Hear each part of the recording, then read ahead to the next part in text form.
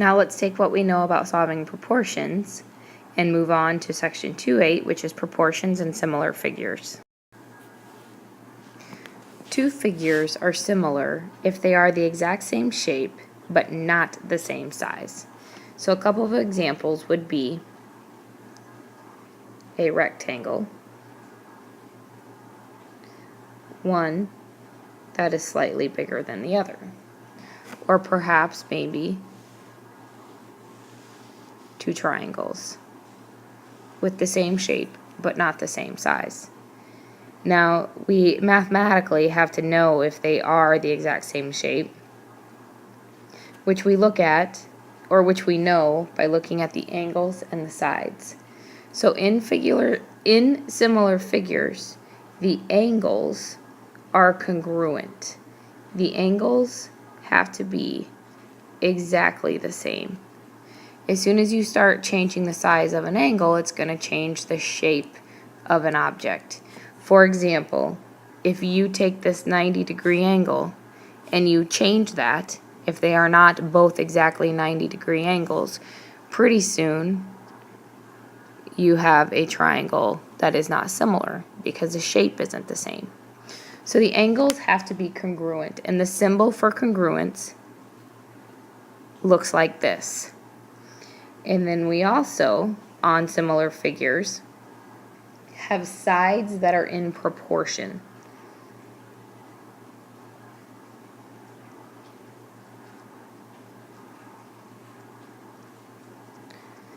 The symbol that we use to show that two figures are similar, oops, sorry about that, it's more like, let me do that again, more like that. This is the symbol for being similar. Alright, one of the things that you will be asked to do is to prove whether figures are similar. And you may have two triangles, and their side lengths might be 8, 10, and 12. And the other one might be 12, 15, and 18. Well, you would look to see if these sides are proportional, because in order for figures to be similar, the sides have to be proportional. So you could set this up many ways. I could look at these two matching sides, 8 and 12, and I could say that 8 is to 12 is as 12 is to 18. Or I could do that another way. I could say that 10 is to 12 as 15 is to 18. There are lots of different ways that you can set this up as long as you are consistent. However you set up the first one, those matching sides have to be set up exactly the same for the second one. And then to test this, all you do is check to make sure that these truly are equivalent. And the way that you can do that is by testing your cross products. So you could check 18 times 12 and 12 times 12. Both of them are equal to 144, so you know that those sides are in proportion. You could also check 10 times 18 and 12 times 18, which are both 180. So these two figures are in fact in proportion. Now we did a lot of multiplication there. You could go back, and I'm going to rewrite this first proportion. 8 twelfths is equivalent to 12 eighteenths. Don't forget the basics that you already know. If you simplify 8 over 12s as a fraction, you know it is a ratio, it's a fraction. And if you simplify the second one, if those two can be simplified and equal the same thing, you know that they are equivalent, or that they equal the same, or they are similar. You can also use proportions to find missing side lengths if you know that two figures are similar. So for example, you would want to use these two numbers right here because they are matching sides or corresponding sides. And you want to be able to find the side length right here So the number that matches that, or that is corresponding to that, would be 10. So you can set up a bunch of different ratios. You could do 10 is to 16.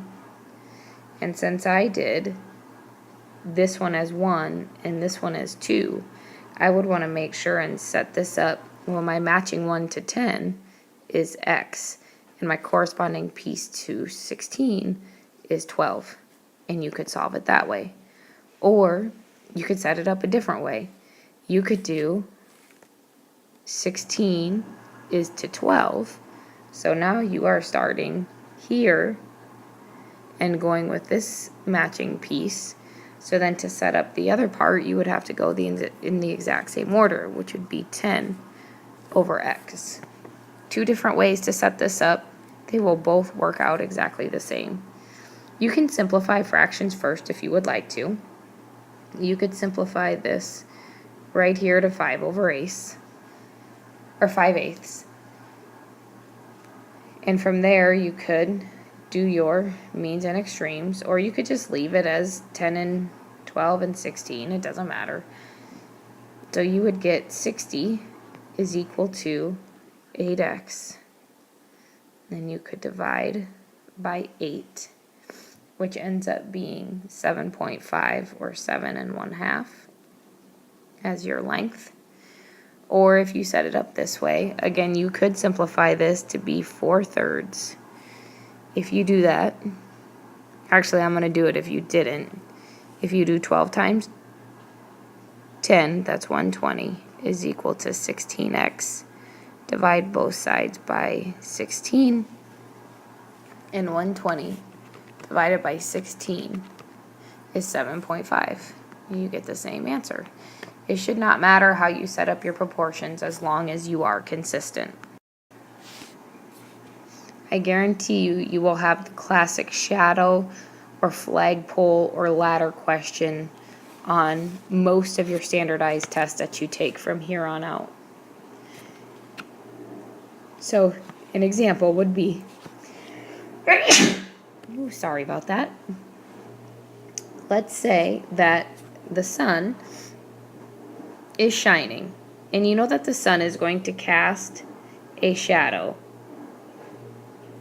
at the same angle and direction no matter what it hits. So there's your sun. And we have a building. I'm going to get super fancy here and make you a nice little picture. Okay, so here's your tall building.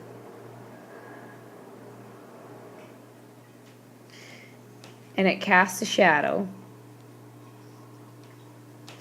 15 feet long.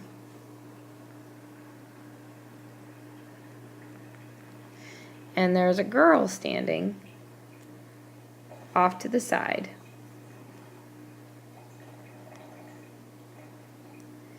And she casts a shadow 3 feet long.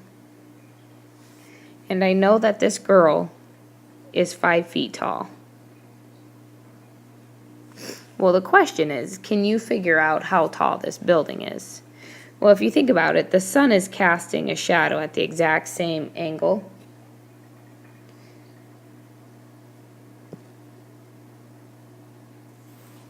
So, if we know this piece, the 5 feet, the height of the girl, and we know the length of the two shadows, we should be able to solve for this missing piece right here, which is x. So the proportion that you could set up, you could do x is to 15, the height of the building to the length of the shadow, and you would just need to set the other one up the same, the height of the girl to the length of the shadow.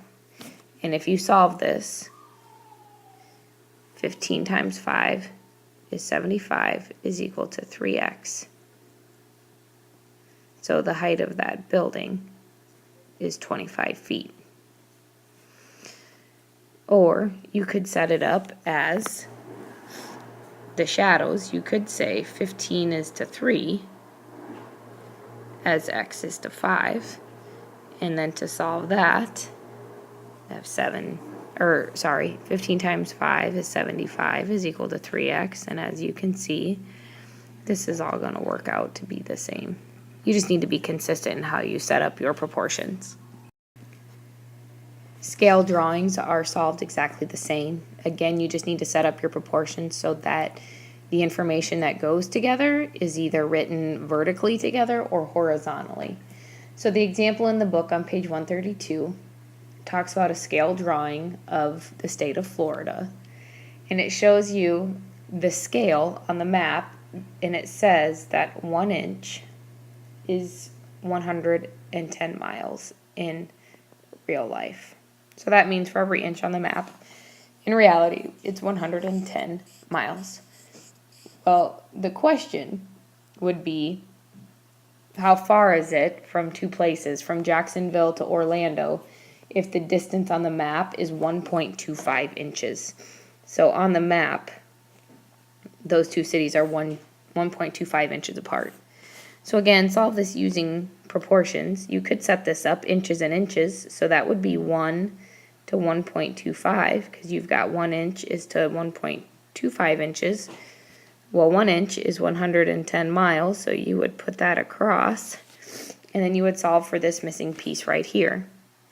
Or maybe, maybe you would set it up as 1 inch